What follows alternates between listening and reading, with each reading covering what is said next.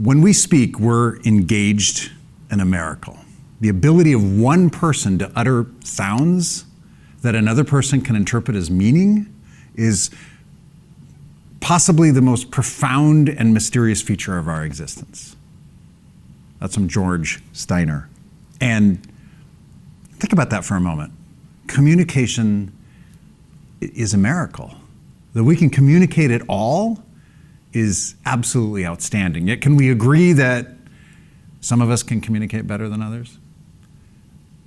Is it also true that there are some days or moments in time where you communicate better in certain situations than in others? Some days you might be kind of on the ball and you're ready and you're communicating and you're engaged and you're listening and you're responding and you have energy, and there's other days or with other people, it's kind of like trudging through mud, isn't it? It's a little bit more difficult. And yet, communication has the ability to change you and to change those around you. One of the important things that we can learn is what communication is. So we're going to cover three things. Number one, the definition of communication. And I have a little bit of a different take on what the definition of communication is. Number two, the meaning of communication. Where does the meaning of communication lie, which is different than the definition?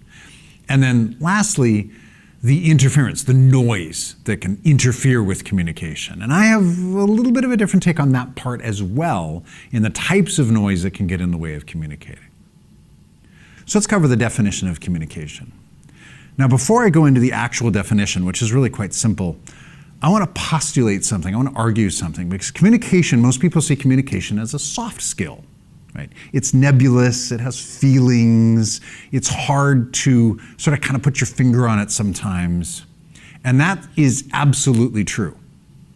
But I'm going to argue that communication is also a hard skill, just like engineering, just like math. It is measurable, it is teachable, it is scalable, and anyone can do it and get better at it with practice. There are tools you can learn, just like math, there's tools you can learn to become a better communicator. I have a friend of mine who says that communication can be like a technology, like learning a technology, even though it's not a technology itself. But we can see it through that lens and say, oh, I can be a better communicator because I can learn the hard skill of communication. Learning the hard skill of communication actually allows us then to use the soft skills of communication and practice, and that's where change can actually take place. That allows us to become better communicators. So, what is communication? Communication is simply this. It's the sharing of information from one person to another person or a group of people. The sharing of information from one person, or it could be a group of people sharing information to one or another group of people. It is simply the sharing of information. Now, there's different levels of communication. There's a little bit of a balance here. If you're having an intimate dinner with your significant other that you've been with for 30 years, and there's subtext, and there's eye contact, and there's body language, and there's inside jokes, and there's a calmness, there's feedback constantly back and forth of two people having a conversation. That's going to be different than you as maybe an HR director that's putting out a PR release about your new social justice initiative for your organization. That's going to be very sort of one way to the masses. Now, communication is always a two-way street, but as you can see with one of them, it's going to be much more fluid, and with the other one, it's going to be a little bit more formal, and you can't see people's facial reactions or non-verbals when you send out a press release. So one of the things we have to ask ourselves, and it's very simple, but sometimes we forget, it's very simple to ask ourselves, what is the best way to communicate in this situation? So if you're an HR director and you're planning the holiday party, and you decide to have the holiday party on a certain date at a certain time, and this is the theme of the event, you could do that on an email. You could send that out and say, we'd like to invite everybody to come to this holiday party on this day and time. But if you're a supervisor or a manager and your organization is going through some major changes, maybe there's some difficulties, uncertain times, economic times, political times, maybe there's some shifting that has to take place, maybe there's some different responsibilities for certain people that they have to take on. Ask yourself, is an email maybe the best way to communicate this? Think about what is the best way and the best circumstance to communicate to your team.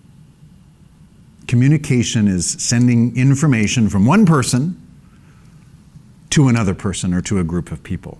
Here's kind of the cool thing. Communication is always a two-way street, which actually brings me to the second point, the meaning of communication. Where does the meaning lie? Well, for example, I was in Thailand a few years ago doing some workshops and went to the hotel, and I went across the street to the restaurant, and the server didn't understand English, and I didn't understand Thai. There was no meaning because there was no connection. The meaning of communication lies with the person receiving the message.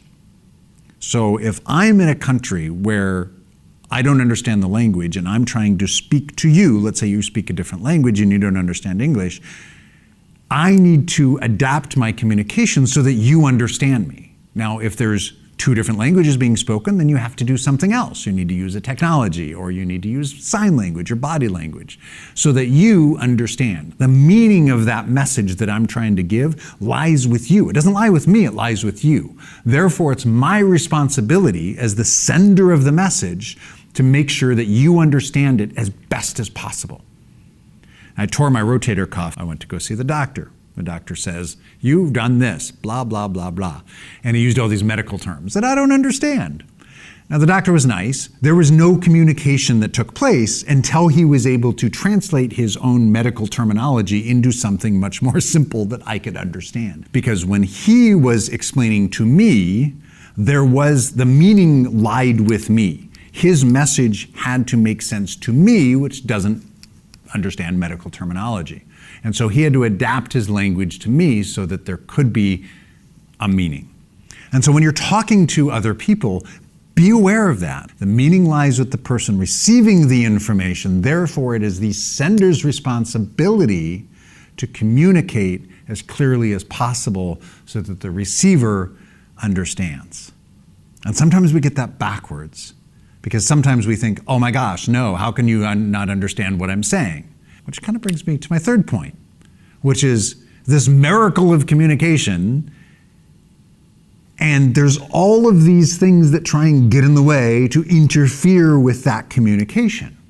And those who study communication actually call it noise. It can be literal noise, or it can be other things that are a distraction for communication. Literal noise, for example, right after COVID, I was coaching at a public speaking group, and I was coaching one of the speakers. So they gave a speech, and then I was going to go up and then evaluate the speech in front of the audience. It was a Toastmasters group.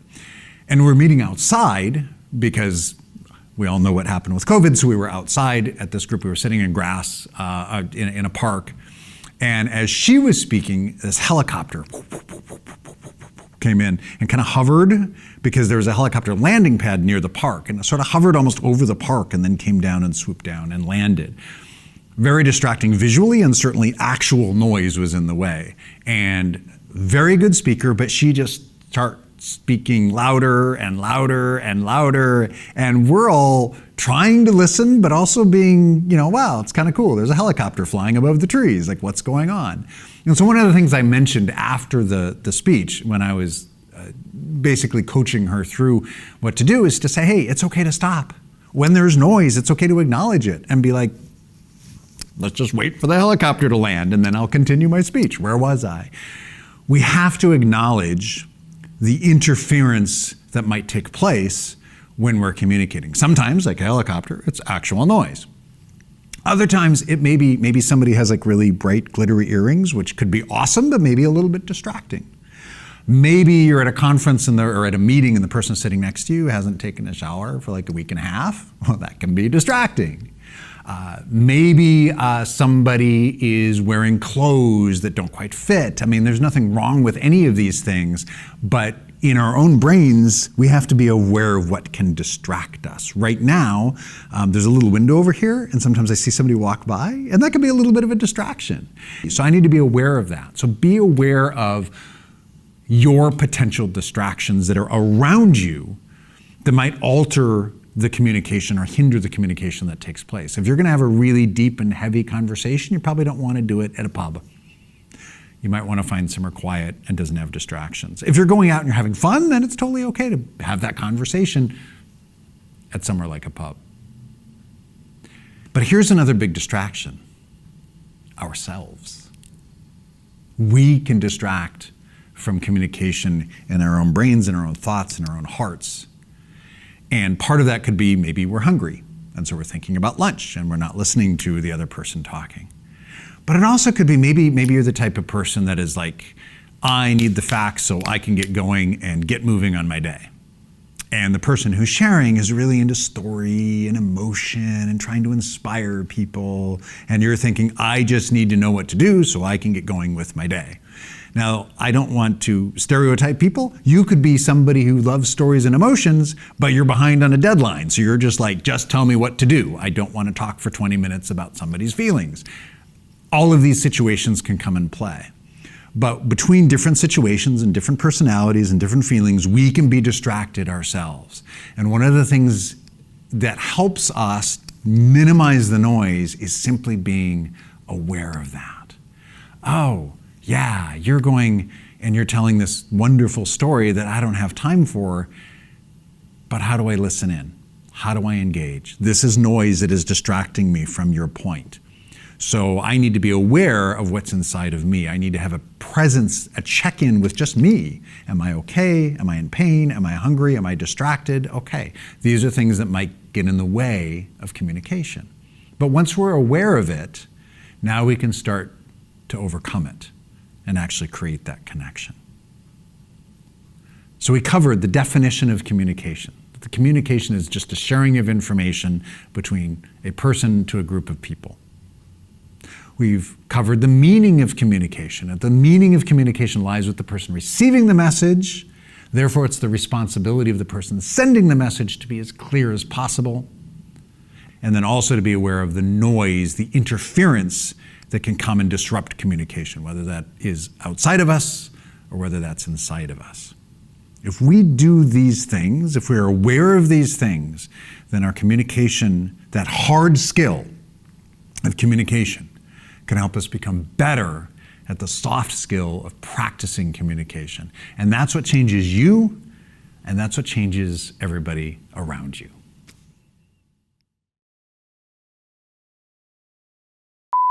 Tried to learn Thai and have failed miserably. So I have, that might be doing that. I should not smack because of this. Okay, so I'll backtrack again. We want to cover the noise of communication, and I would like to do that again because I blended part 2 and part 3 together. And we're going to cover some things with that teachableness today. You can cut that part out.